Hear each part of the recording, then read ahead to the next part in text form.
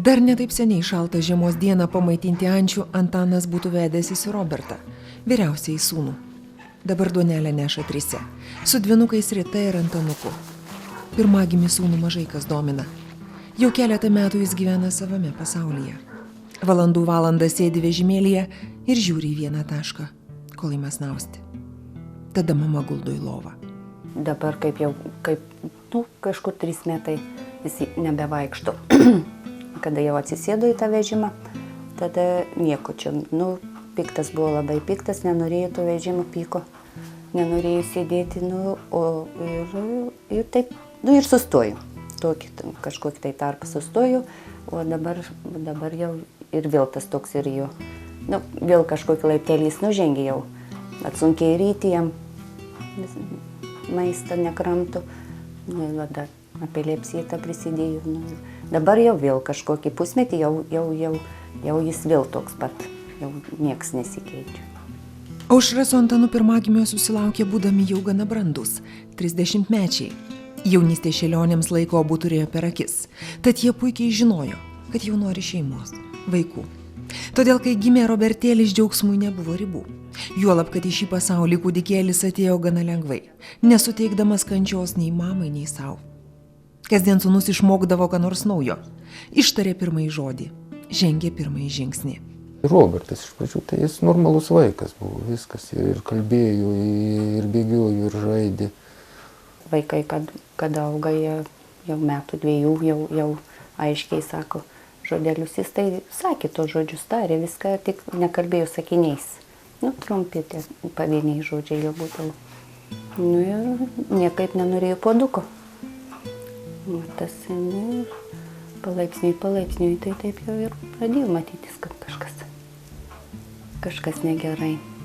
Jis labai sirgo, tai jam būdavo rudenį bronchitas, pavasarį plaučių uždegimas.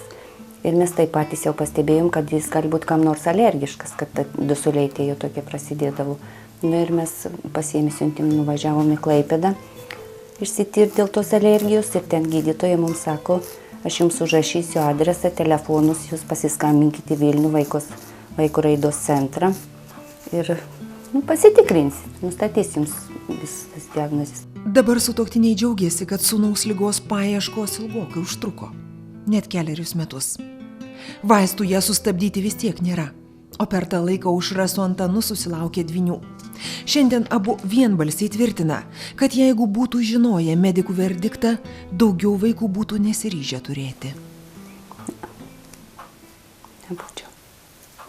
Jo labiau, kad genetikai gąsdino, kad gali pasikartoti. Taip mums pasakė, kad Robertui ten, kad aš klausiau, kaip pas gydytoją genetikos centre. 99% sako, jeigu tu bandytum dar gimdyti būtų. Taip, kad jūs ir sugalvojom, kol dar neiškojom ligos. O kai pradėjom jau, truputį buvo stresas, o gal ir tiems tas pats. Ta lyga, bet ačiū Dievui. Viskas gerai su tais 2 ir nieko, auginam 3. Antanas sako, kad sužinojęs, jog turės 2 labai susijaudino.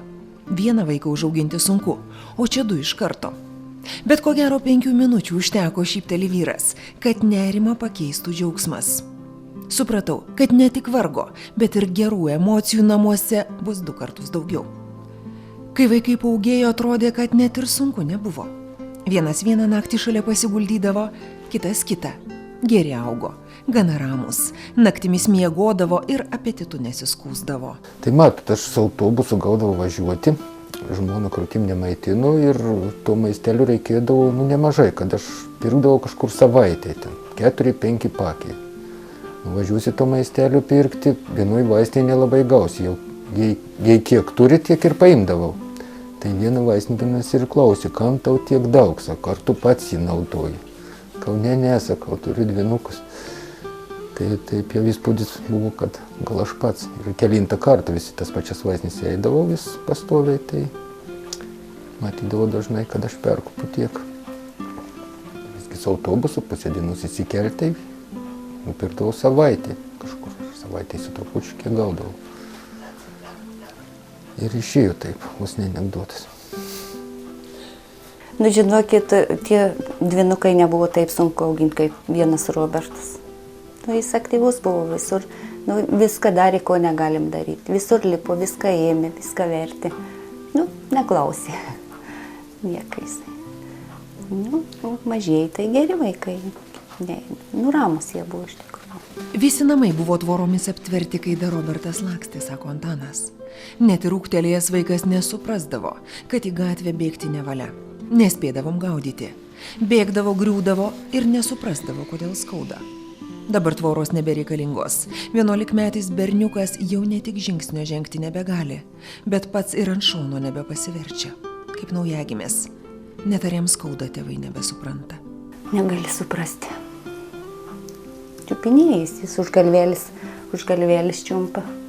Nu, o tai negali suprasti, ar skauda jam, jis taip savo čiupinėjais. O naktimis dar jisai miega.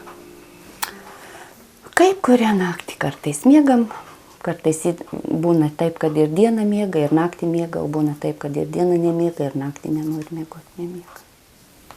Tai ką tada? Nu, jisai guli.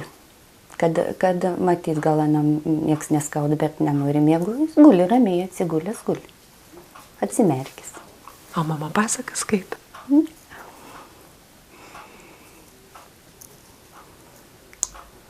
Jis daugiau miegodamas per sapnus juokėsi, o čia prieš kokius metus daugiau tai tikdavo vaikai, čia žaisdavo, lakstydavo ar atvažiuodavo giminės, tai labai jam patikdavo, jis irgi krikendavo čia kartu, į vežimą atsisėdęs, o dabar tai nežinau, taip jau mažai emocijų. Mama pareina, dar pažįsta, aš ten pašneki dar kažką, tai žiūri televizorių čia, arba tarku.